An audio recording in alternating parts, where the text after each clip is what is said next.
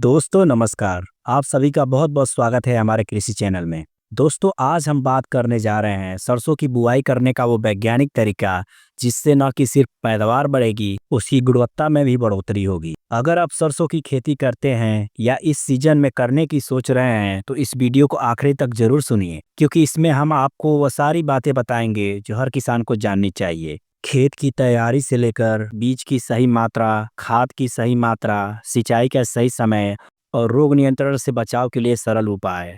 तो चलिए वीडियो को शुरू करते हैं।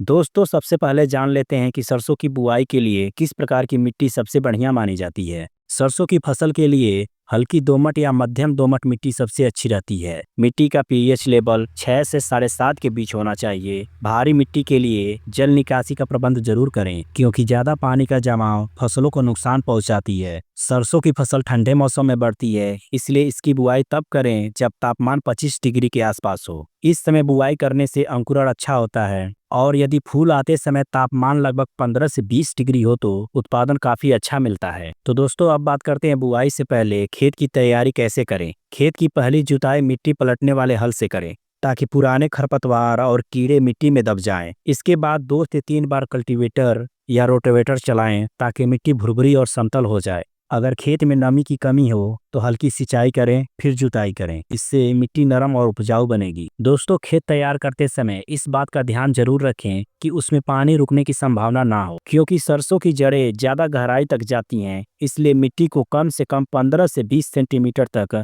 अच्छी तरह भुरभुरी करें। दोस्तों अब बात आती है सही बीज व सही किस्म का चुनाव करना। दोस्तों बीज ही फसल की नींव होती है। अगर बीज सही चुना गया तो फसल अपने आप मजबूत बनेगी। सरसों की कई अच्छी किस्में बाजार में उपलब्ध हैं, जैसे श्रीराम का 1666, पॉनियर 45S46, PA 5210। इनमें से आप कोई भी लगा सकते हैं जो कि बेहतर परिणाम देती हैं। बीज खरीदते समय सुनिश्चित करें कि वो प्रमाणित बीज हो और पिछले वर्ष का ना हो। पुराने बीजों से अंकुरण दर घट जाती है और पौधे कमजोर होते हैं। दोस्तों बीज बुआई से पहले बीज को उपचारित अवश्य कर लें। आप थायरम या कार्बेंडेजिम 2 से 3 ग्राम प्रति किलो बीज की दर से मिलाएं। अगर आप जैविक खेती करना चाहते हैं तो ट्राइकोडर्मा विरिडे 5 ग्राम प्रति किलो बीज के हिसाब से प्रयोग करें। बीज को दवा से अच्छी तरह मिलाकर छायादार जगह में सुखा लें, उसके बाद से बुआई करें। दोस्तों बीज बुआई का सबसे अच्छा तरीका है छिड़काव विधि न करके कतारों में ड्रिल या सीड ड्रिल मशीन से की जाए, जिससे कि पौधों की नियमित दूरी रहती है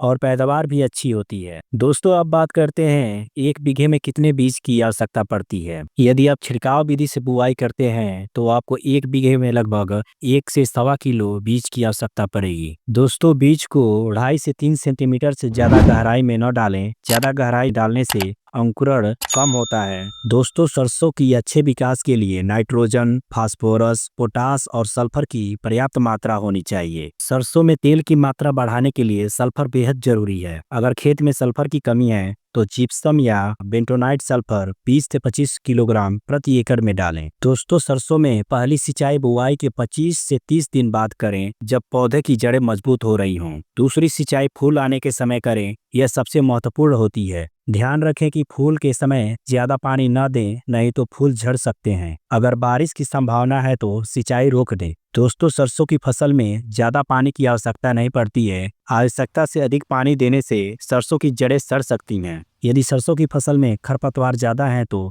पेंडिमेथालिन दवा का छिड़काव करें। यह जड़ों के आसपास खरपतवार उगने से रोकता है। सरसों की फसल में लगने वाले कीट जैसे माहू, तना छेदक और फली छेदक हमला करते हैं। इनसे बचाव के लिए आप इमिडाक्लोप्रिड 17.8% SL दवा का छिड़काव करें। दोस्तों फूल आने के समय पौधों पर माइक्रोन्यूट्रिएंट्स स्प्रे करें, जैसे 0.5% बोरोन या जिंक सल्फेट का छिड़काव करें। इससे सरसों की फलियां बढ़ती हैं और तेल की मात्रा भी अधिक होती है। अगर मौसम में अचानक पाला पड़ने की संभावना हो तो खेत में हल्की सिंचाई कर दें, इससे पौधे बर्फ में नहीं जलते। तो दोस्तों यह थी सरसों की खेती से जुड़ी कुछ जानकारियां। यदि आप भी सही समय और सही तरीके से बुआई करते हैं तो आप सरसों की खेती से अच्छा खासा पैदावार ले सकते हैं। दोस्तों यदि यह जानकारी आपको अच्छी लगी हो तो वीडियो को लाइक करें, शेयर करें और चैनल को सब्सक्राइब करना ना भूलिए। मिलते हैं अगले वीडियो में एक नई जानकारी के साथ।